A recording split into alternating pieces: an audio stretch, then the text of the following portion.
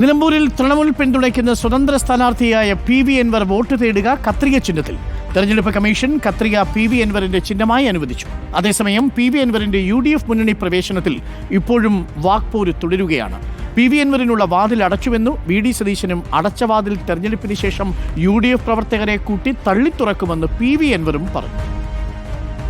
കഴിഞ്ഞ 2 തവണയും മത്സരിച്ച് വിജയിച്ച ഓട്ടോറിക്ഷ ചിഹ്നമാണ് PV അൻവർ ആഗ്രഹിച്ചിരുന്നതെങ്കിലും രണ്ടാം ഓപ്ഷനായി നൽകിയ കത്രിക ചിഹ്നമാണ് തെരഞ്ഞെടുപ്പ് കമ്മീഷൻ അനുവദിച്ചത്. പുതിയ ചിഹ്നത്തിൽ സന്തോഷമെന്നും തന്നെ കത്രിക പൂട്ടിയ പിണറായി വിജയനെയും VD സതീശനെയും തെരഞ്ഞെടുപ്പിൽ പൂട്ടുമെന്നും PV അൻവർ.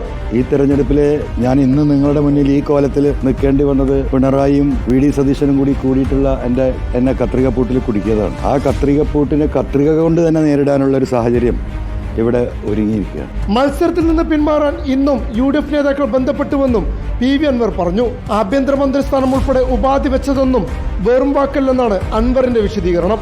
എനിക്കൊന്നുമില്ലെങ്കിൽ ഫോറസ്റ്റ് മന്ത്രിയെ തരണം, അല്ലെങ്കിൽ ഈ പറയുന്ന ആഭ്യന്തരം നൽകണം, അത് ഞാൻ ഒറ്റയ്ക്ക് പറഞ്ഞതല്ല.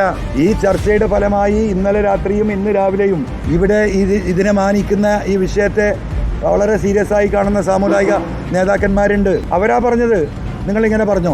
എന്നാൽ അൻവറിന്റെ മുമ്പിൽ UDFന്റെ വാതിലുകൾ ഇനി തുറക്കില്ലെന്ന് പ്രതിപക്ഷ നേതാവ് VD സതീശൻ ആവർത്തിച്ചു. ഞങ്ങൾ ക്ലിയർ ചെയ്തിട്ടുണ്ട്. ഞങ്ങൾ ചർച്ചയുടെ എല്ലാ വാതിലും അടച്ചു. UDF തീരുമാനിച്ചാൽ ഒരു ചർച്ചയില്ല.